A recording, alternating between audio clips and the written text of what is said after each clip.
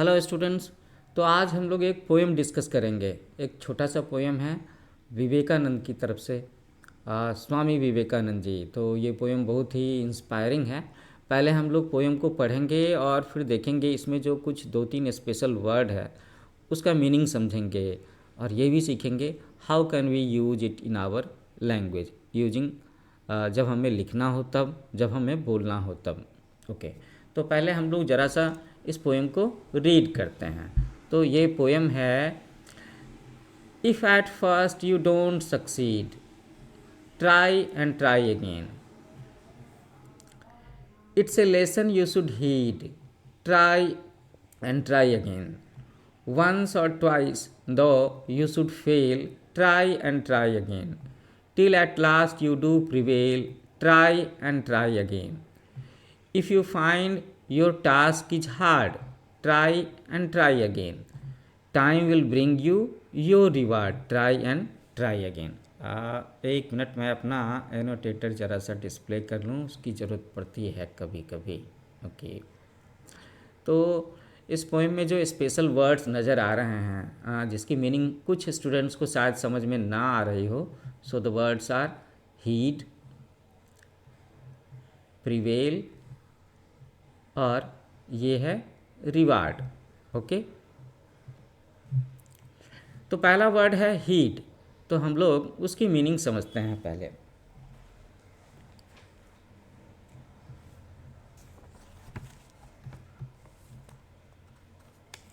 तो हीड का मीनिंग है पे अटेंशन। क्या है इसका मीनिंग? पे अटेंशन, ध्यान देना।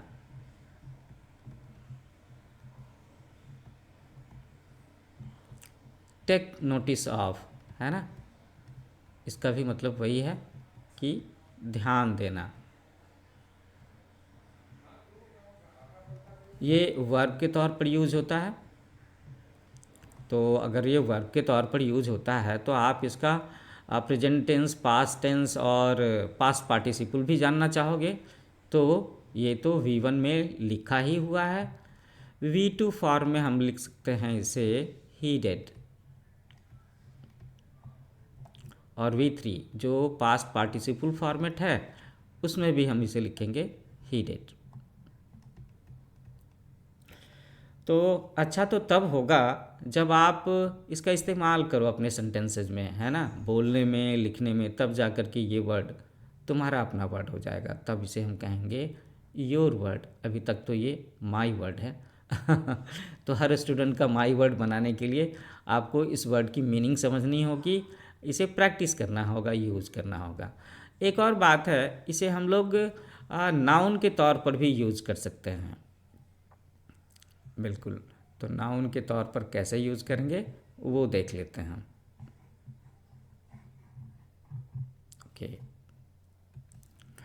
तो अगर नाउन की बात करें तो ये मैच करता है इन सारे वर्ड्स के साथ में। अटेंशन ये तो खैर वर्ब फॉर्म हो गया,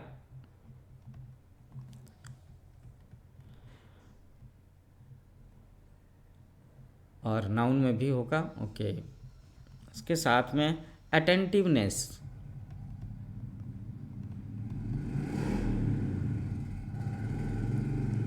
थॉटफुलनेस,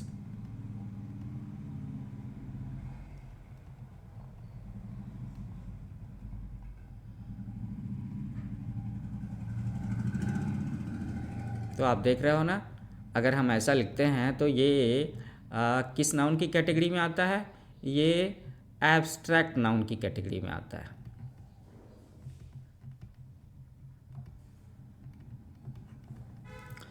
अगला वर्ड है प्रिवेल। इसे समझते हैं हम लोग, है ना। तो प्रिवेल का मीनिंग होता है जीतना, विन, कॉन्कर, है ना। ये मीनिंग होता है इसका, जीतना। तो अब तो आप समझ ही सकते हो कि इस वर्ड को क्यों यूज़ किया गया है इस पोएम में। अभी मैं इस पोएम को हिंदी में एक्सप्लेन भी करूँगा एक एक लाइन करके, ठीक है ना। जीतना। ओके, अब तीसरा वर्ड जो है, तीसरा वर्ड तो बड़ा आसान सा है, रिवार्ड, है ना। आप जानते ही हो रिवार्ड क्या होता है, प्राइज। अगर आप कुछ अच्छा करो, है ना, फॉर डूइंग समथिंग गुड, तो आपको रिवार्ड मिलता है।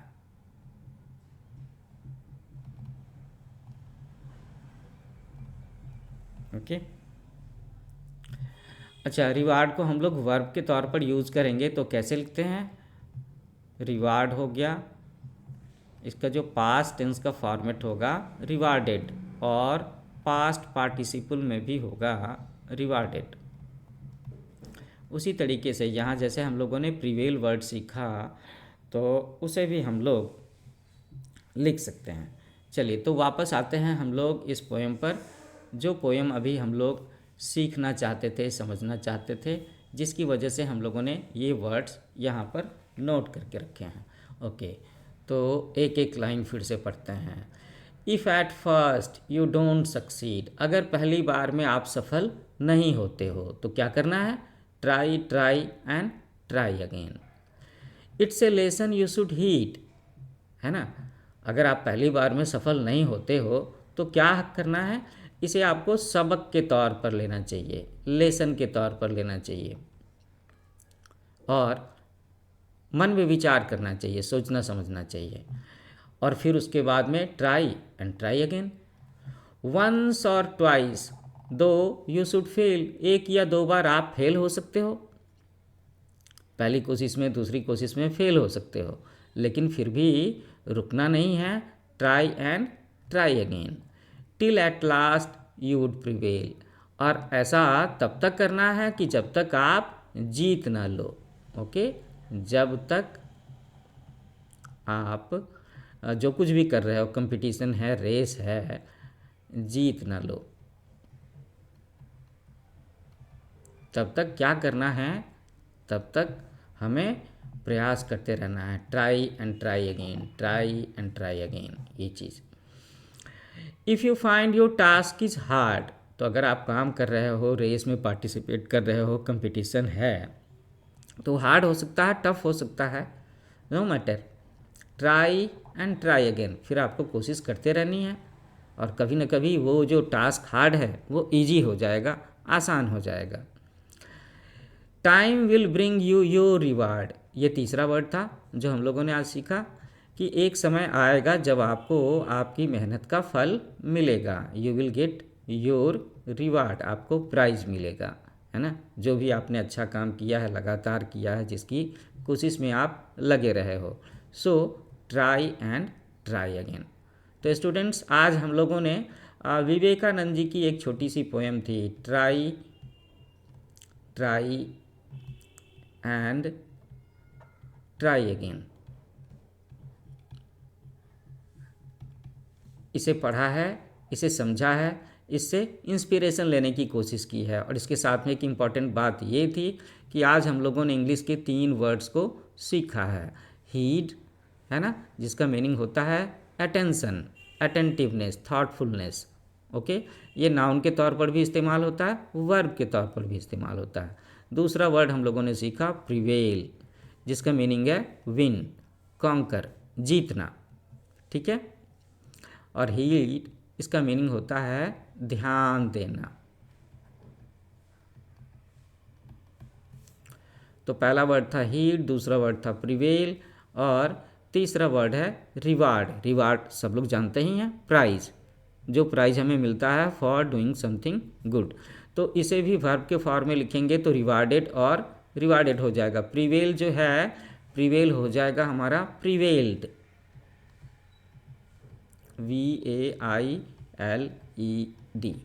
ये होगा V2 में, और V3 में भी इसे ऐसे ही लिखेंगे। तो स्टूडेंट्स, आज के इस छोटे से लेक्चर का पर्पस ये था कि आपको इंस्पायर कर सकूं विवेकानंद जी की इस छोटी सी कविता से, जिसका नाम था ट्राई एंड ट्राई अगेन। इसके साथ साथ मैं आपको ये भी बताना चाहता था कि आप इस तरीके से रोज़ थोड़ा सा इंग्लिश में कहीं भी कुछ भी पढ़ करके आप अपनी वर्ड पावर बढ़ा सकते हो, वोकैबुलरी स्ट्रॉन्ग कर सकते हो, जैसे कि आज हम लोगों ने 3 वर्ड सीखे, लेकिन इन तीनों वर्ड को आज के बाद से आप अपनी लैंग्वेज में बोलने में, लिखने में इस्तेमाल करोगे, प्रैक्टिस करोगे, तभी ये आपके मन के डिक्शनरी में ऐड हो पाएंगे। अदरवाइज ये तो फिर थोड़े दिनों के बाद में जब भी आप इसे पढ़ोगे तो लगेगा कि अरे ये फिर से एक नया वर्ड आ गया क्या। What is the meaning of heat, what is the meaning of prevail. So इसके साथ ही यहाँ पर ख़त्म करते हैं। Try, try and try again. इसी तरह से कभी कभी इस तरह की मोटिवेशनल पोएम के साथ में मिलूँगा और आगे आपके सब्जेक्ट के चैप्टर भी लेकर के आना शुरू कर रहा हूँ। So thank you for watching. मिलते हैं नए लेक्चर में। Happy learning with new age coaching.